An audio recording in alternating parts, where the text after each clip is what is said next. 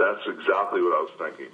I said, this better work, because if this doesn't work, my wrestling career is completely over. So I was very nervous, and I was thinking exactly that. And I was betting the farm that I would get the reaction I got. And when I dropped the leg on Randy Savage, and I stood there and I did the promo with Mean Gene and Hall and Nash, I could feel what was coming. You know, when you can feel something's right, you know, there's an instinct about it. You get a gut feeling that you know you're on. I knew when I dropped the leg and I heard the reaction, I knew I made the right decision, even before I started talking. And then when I started talking, and they started throwing all the crap in the ring, to me that was just like throwing $1 million bills in the ring. I knew we were on to something.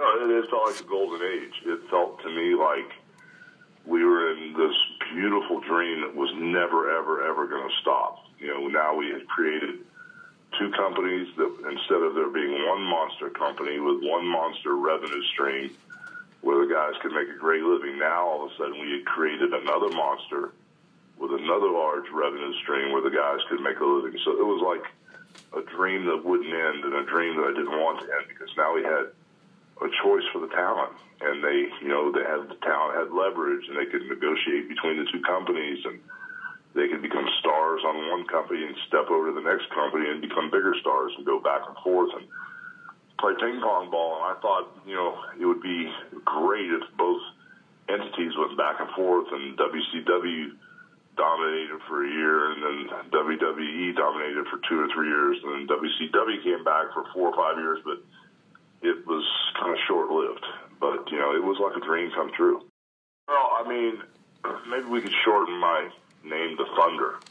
That might fit better than the Expendables. We could probably shave my head and, you know, shave the mustache off, put some scars on my face, and maybe poke one of my eyeballs out, and I could take Mel Gibson's place and be the bad guy now. I don't think there's much left for me in the Expendables unless they were to cast me as the ultimate bad guy, which I'd love to be. I had my agent reach out to Stallone's people ever since I saw Expendable 1, and couldn't hook a big fish. So on the ALS Ice Bucket Challenge, I called him out and said, for Mr. No Call me for the Expendables, Sylvester Stallone, I'm calling you out for the Ice Bucket Challenge. So maybe that got under his skin. Who knows? But I would sure love to be in Expendables 4, and I guarantee the box office would be better with Hulk Hogan in it, brother. Well, I'm still trying to figure out my current role. And I'm still trying to figure out my current job description. Like The Rock says, know your role, jabroni.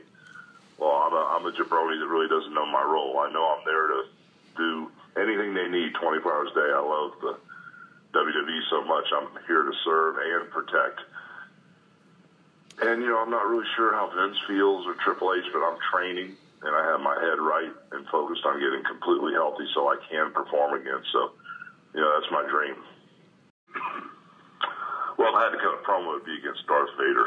Okay, go for it. You know, okay. Let me tell you something, brother. You know, you can walk around in the dark all the time. You can throw those words out with that scary voice all the time. You can point that white stick at everybody and beam everybody up or beam everybody down, Scotty. But let me tell you something, Darth Vader. You get in a room with Hulk Hogan, and I'm going to light you up, dude. I'm going to light you up like a Christmas tree, and we're going to know exactly what you're all about. You're a skinny, little bony Maroni that I'm going to break in half.